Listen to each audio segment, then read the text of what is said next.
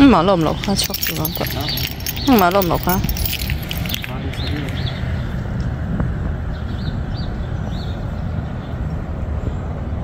hey kapang par en kol tu nya so lai rồi làm thấy so nó bật chặt rồi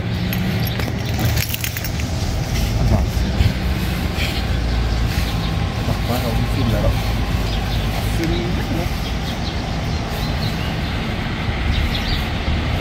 kapang par en kol tu ani a lo fa ya fel thai sin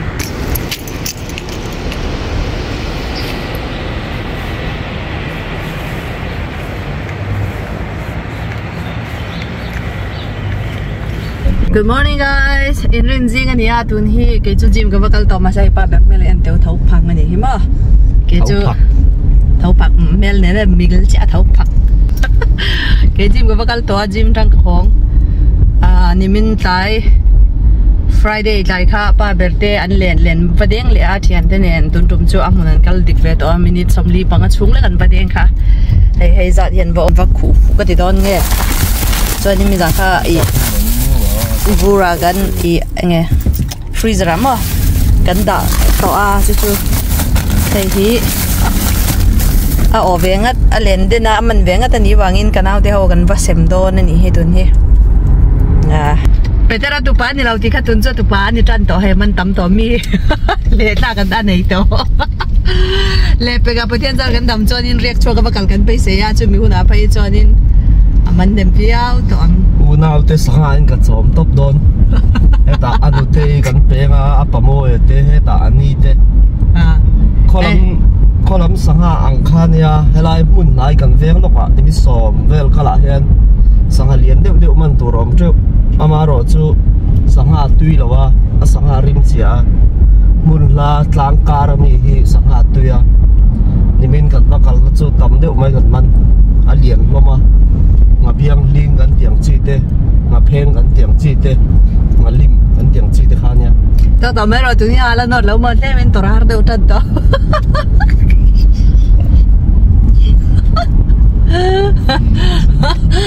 chu ni min tai chu ge chu anin ka zui man talawa chan chu no pa ka bia gina ti tu ren nei wangin he a thang lowa pa se ang khanin sangha ka ngai no te chem lowa a ru hi kai piang ka roka ka ti tanga ka boi china tun to mi chu ari ma thang lo ve rim nen khanin i kai ve the ya kai ma ku in man la ro khom mai rek chok an kal na pe chu nuam ngotang nu te te in gan thenga ro ma sanga ti don to alian khalo an ti te ai alian choi mi ku phang pheng ai na lian ni he ai la ni chu apulip korang ni on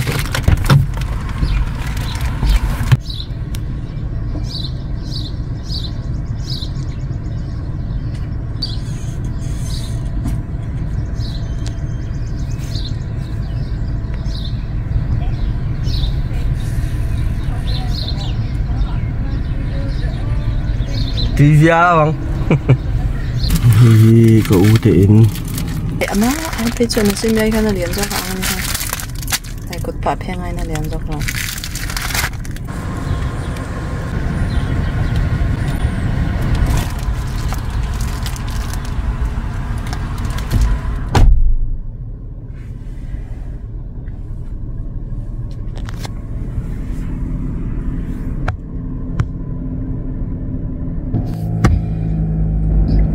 le na china kan se angkhanin I zinga tu ni in ridin yamo Naupang tikhanin apa sanga o hoka kan bain hle kwala chonin voin hi Naupang Sunday School picnic na nia Naupang hau chu apa na kalpui to a ke hi na ka nei le loka blank phak zuwa khanin client hen khatew kalpui le loka nga ya chu ka bakal puyanga chumi zo chonin I Naupang picnic na huna khanin ka bakal chunjom vele don ani kanin hu chunjom le don ne o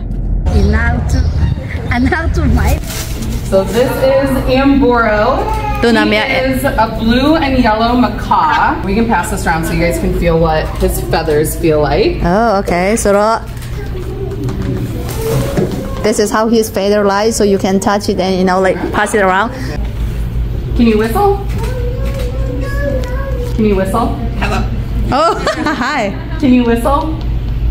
Ooh, good job. Can you laugh? Can you say hello? Hi.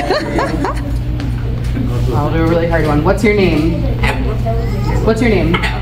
Ooh, that was so weak. Let's do a wave instead. So his name is Amboro. It's the hardest thing that he says. So Amboro. A lot of times it doesn't quite come out right. Gotta go check for his other snacks. Oh, ama trong thầy ka hello chị ka. So he is a macaw, which is in the parrot family. They're notoriously very kind of like naughty and mischievous birds. If we wanted to use as a pet in our home, is there? No. I wouldn't advise it.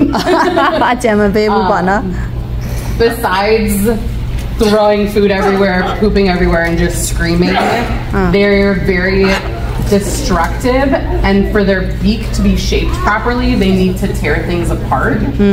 So they'll tear up furniture, walls, floors. I would just strongly advise against it. Okay. Yan kana ka jawa no pang picnic kan tang bele nga la ni.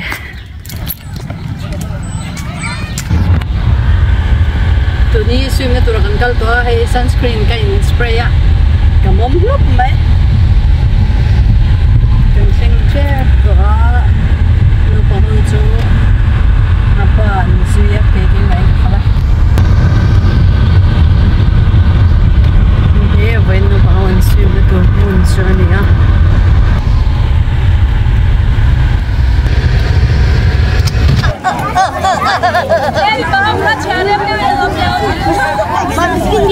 Hey, cho in line rồi.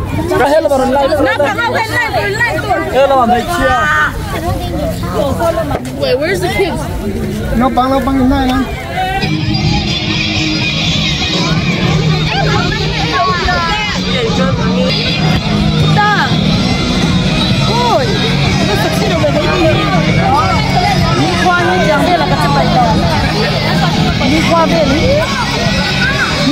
sexy nấu cho nó sạch nó vậy là những cái gì nó sexy ngồi tục cho nó cầm qua bên nấu nó sexy vậy là già già này bằng ai vậy làวันนี้em sẽกินนี่คุณอาหาร sexy เลี้ยงไปเลยก็ถึงจะเรียนไปเลย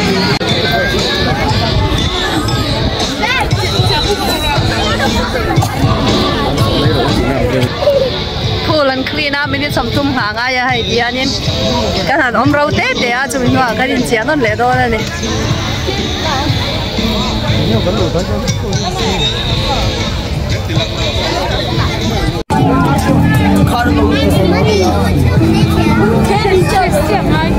แคสกันไหนเนี่ยเบลไล่สมเรียกไปเบลแล้วสมเด็จWhat do I look like? You can have a load that on me.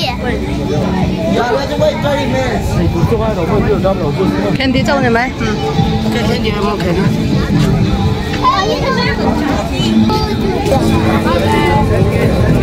跟地羅地好地係。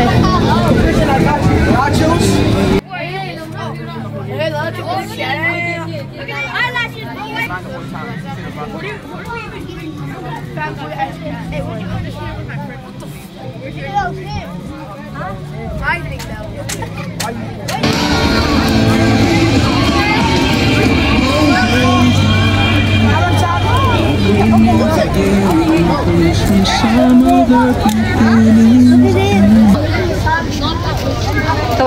$100 going to read the bus. Sometimes you have to stop and smell something else.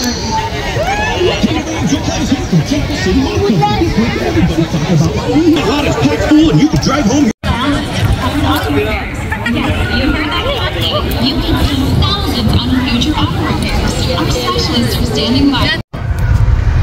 ก็ยิ่งบัวไล่คานินกันสวิมไล่ยินอันคลีนอันไงอะวางอินกันโซละรัวสุดชุดจะมาวางอินตุนที่ free pass มินเปียกันของโดนตานี่ที่ดีอันนี้ entrance ไว้กันลุดไทยโดนนะอาปาจุโลของมันตัวกันนี่ดูภาษาที่ดีนี่กันตั้งอ่ะกันเอาไปเลยโดนนี่ใช่ So free pass, come on. Is it like On might have been like together one year, like you can go out separately. Kaka in Sunday school zirtir to them bian mani in love lemon.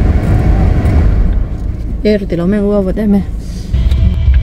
Này đồ ốm. Kan baby ki amu hil derang nge. Amu ya kok.